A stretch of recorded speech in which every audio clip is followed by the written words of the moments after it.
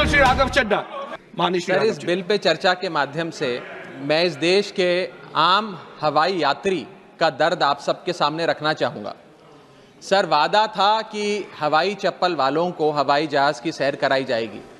आलम यह है सर कि बाटा कंपनी का जूता पहनने वाला भी आज हवाई जहाज़ की टिकट नहीं खरीद पा रहा है। Economy class is no more economical sir. मैं आज इस सदन में बहस पे आने से पहले अपने फ़ोन पर फ्लाइट के रेट चेक कर रहा था सर। अगर कल मुझे दिल्ली से बंबई जाना हो तो टिकट 14,000 रुपये की है, वन वे की सबसे सस्ती टिकट। दिल्ली से पटना जाना हो तो 12,000 रुपये की टिकट, दिल्ली से बैंगलोर जाना हो तो 16,000 रुपये की टिकट। और सर वो छोड़िए, संडे के दिन यानी कि परसों मैं अपने क्षेत्र पंजाब से दिल्ली आया, मोहाली एयरपोर्ट से चंडीगढ़ एयरपोर्ट से मैंने फ़्लाइट ली और दिल्ली पहुंचा। उस फ्लाइट की टिकट 14,500 रुपये की थी। हम सांसदों को तो फ्लाइट की रीइंबर्समेंट मिल जाती है सर, आप उस आम नागरिक का सोचिए जो इस स्काई रॉकेटिंग एयर प्राइसेस से जूझ रहा है। और एक और दिलचस्प चीज़ है, एक ही सेक्टर की एक ही दिन की सेम एयरलाइन जो अलग अलग समय पर उड़ती है उसके भी रेट अलग है। आपको सुबह 10 बजे दिल्ली से बंबई जाना, उस एयरलाइन से उस तारीख पे आपको एक रेट मिलता है। 2 बजे की दोपहर की टिकट लेते हैं उसी एयरलाइन पे, उसी दिन पे वो उससे दोगुनी हो जाती है।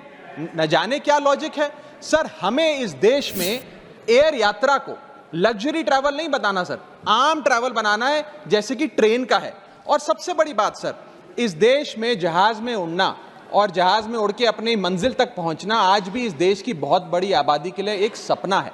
अगर ट्रैवल की रफ्तार बढ़ेगी तभी इस देश की रफ्तार बढ़ेगी। सर, दूसरा दर्द जो इस देश का आम आदमी रोज उससे जूझ रहा है वो है ओवर क्राउडेड एयरपोर्ट्स।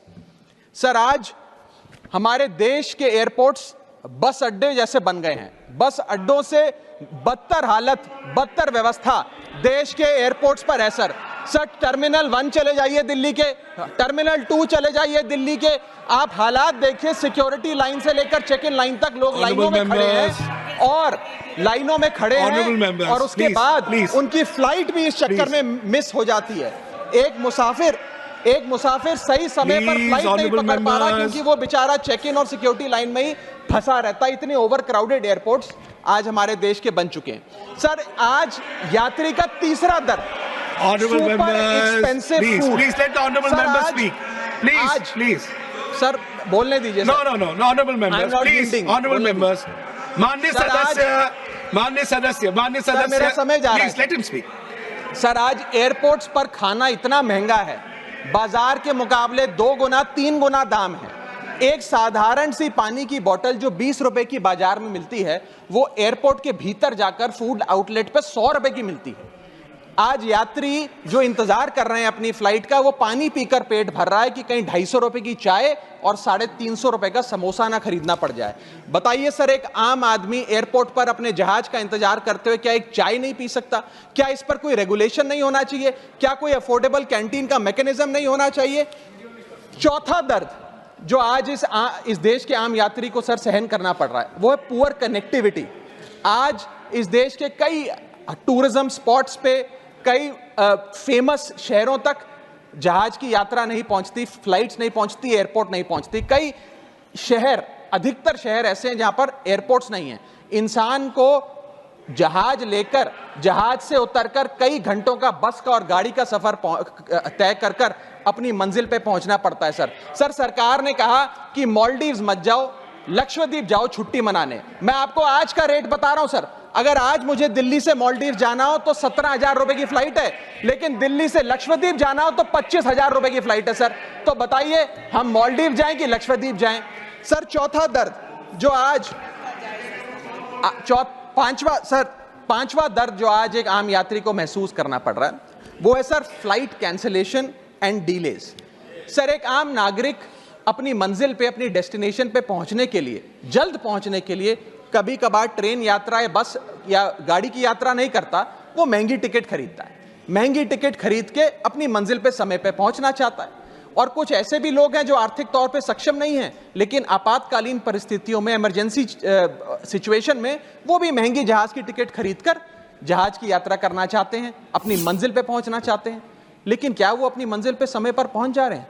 निर्धारित समय से 3 से 4 घंटे लेट आज जहाज चलते हैं, और खास तौर पे छोटे शहरों के जो एयरपोर्ट्स हैं वहां पर तो मैक्सिमम डिलेज देखे गए हैं सर 1 केजी अगर एक्सेस बैगेज हो जाए तो फ्लाइट आपसे हजारों रुपए का किराया वसूलती है, लेकिन कई घंटों के डिले के लिए क्या फ्लाइट हमें कॉम्पनसेट करती है? मैं आज माननीय मंत्री जी को कहना चाहूंगा कि कुछ ऐसा मैकेनिज्म बनाए कि हर घंटे के फ्लाइट के डिले के लिए एयरलाइन आम यात्री को कॉम्पनसेट करे, उसकी जेब में पैसा डाले। इसी के साथ साथ हर महीने एक चार्ट जारी होना चाहिए कि किस सेक्टर की कौन सी एयरलाइन ने कितने घंटे का डिले, किस सेक्टर की कौन सी एयरलाइन ने कितने घंटे का डिले यात्रियों को दिया। और इसी के साथ साथ सर छठा दर्द जो आज के भारत देश के आम यात्री को महसूस करना पड़ रहा है सर, वो है लैक ऑफ अफोर्डेबल ऑप्शंस। जो अभी मेरे साथी भी बात कर रहे थे कि इस देश में 90% एयर ट्रैवल 2 एयरलाइंस के पास है, 90% मार्केट शेयर 2 एयरलाइंस के पास है। यानी कि एक हमने कार्टेल क्रिएट कर दिया, डुओपोली क्रिएट कर दी, यानी कि वो मनचाहे दाम पे मनचाही सर्विसेज देंगे क्योंकि कोई कंपटीशन ही नहीं है, कोई प्रतिस्पर्धा नहीं है। इतनी विशाल जनसंख्या वाला हमारा देश है और इतनी विशाल जनसंख्या वाले देश में मात्र 2 ही कंपनियां हमारा पूरा एविएशन सेक्टर चला रही हैं। सर सरकार लाई एक स्कीम जिसका नाम था उड़ान, जिसका फुल फॉर्म है उड़े देश का आम नागरिक। पर कैसे उड़े? ना फ्लाइट के उड़ने के ऑप्शन है, ना अफोर्डेबल टिकट है, ना फ्लाइट सही समय पर चलती है, तो कहां उड़े, कैसे उड़े? और सबसे बड़ी बात सर, जब से ये उड़ान स्कीम आई है एक धारणा एविएशन सेक्टर में बनी हुई है कि जैसे ये स्कीम लागू हुई 2 एयरलाइन बंद हो गई, जेट एयरवेज और गो एयर, और तीसरी स्पाइस जेट बंद होने की कगार पे खड़ी है। तो अब लोग ये भी कहने लग गए हैं कि शायद उड़ान स्कीम एक बहुत बड़ा अपशगुन थी, और इसी के चलते आज हमारा देश का आम नागरिक प्लेन से वापस ट्रेन पे जा रहा है। सर मेरा 7वां दर्द बैगेज चार्जेस और बैगेज डिलेज। सर अगर आपका 1 केजी बैगेज ओवरवेट हो जाए तो हजारों रुपए एयरलाइन आपसे एक्सेस बैगेज के चार्जेस वसूल लेती है। यहां तक कि कुछ लोग अब अपना सामान एयरपोर्ट पर फेंक के चले जाते हैं बिकॉज उनके सामान में पड़ी वस्तुएं इतनी महंगी नहीं है जितना बैगेज चार्जेस एयरलाइन ले लेती हैं। और बैगेज के डिलेज देखिए सर, लंबा आपको इंतजार बैगेज बेल्ट पे करना पड़ता है कि कब हमारा बैग आएगा। जब स्क्रीन पर देखते हैं तो स्क्रीन पर लिखा आता है बैगेज ऑन बेल्ट, लेकिन बैगेज ऑन बेल्ट नहीं होता, सिर्फ 2-3 बिजनेस क्लास पैसेंजर्स का बैग आता है और न जाने कितने मिनट एक आम नागरिक को इंतजार करना पड़ता है इस एक्सेस डिले के लिए, या इसको एक स्टैंडर्डाइज करने के लिए कोई प्रोसीजर सरकार को बनाना चाहिए। सर मेरा आठवां दर्द मैं समाप्त कर रहा हूं सर 8वां दर्द heavy car parking charges eight airport. Sir आज आप एयरपोर्ट्स पर पार्किंग का ठेका किसी एक कंपनी को दे देते हैं और वो मनचाहे दाम वसूलती है। खास तौर पे छोटे एयरपोर्ट्स पे 200-250 रुपए प्रति घंटे की कार पार्किंग चार्जेस देनी पड़ते हैं। आज आप दिल्ली के एयरपोर्ट चले जाइए, 220 रुपए प्रति घंटा गाड़ी का चार्ज लगता है, और अगर आपने कोई कैब टैक्सी बुक कर ली तो उसका भी मोटा बिल आता है, क्योंकि वो टैक्सी वाला भी expensive car parking charges, airport charges अपने बिल में जोड़कर आपको देता है। सर ये था दर्द फ्लाइट में चढ़ने से लेकर फ्लाइट में उतरने का। मैं अंत में 4 पंक्तियां सुनाकर अपनी वाणी को विराम दूंगा, और आज इस देश के आम नागरिक, आम यात्री का दर्द इन पंक्तियों में आप तक पहुंचाने की कोशिश करूंगा। कहीं है लंबी लाइनें, कहीं चेक इन से पहले काउंटर बंद, कहीं स्लो चल रहा है सर्वर, कहीं इंटरनेट है मंद। महंगी टिकट के बाद भी यात्रा की कोई गारंटी नहीं, आपका सामान चाहे टूटे चाहे फूटे कोई वारंटी नहीं। जो हाल है बस अड्डों का वही तस्वीर आती है एयरपोर्ट से, चाय हो या समोसा नहीं मिल रहा 500 रुपए के नोट से।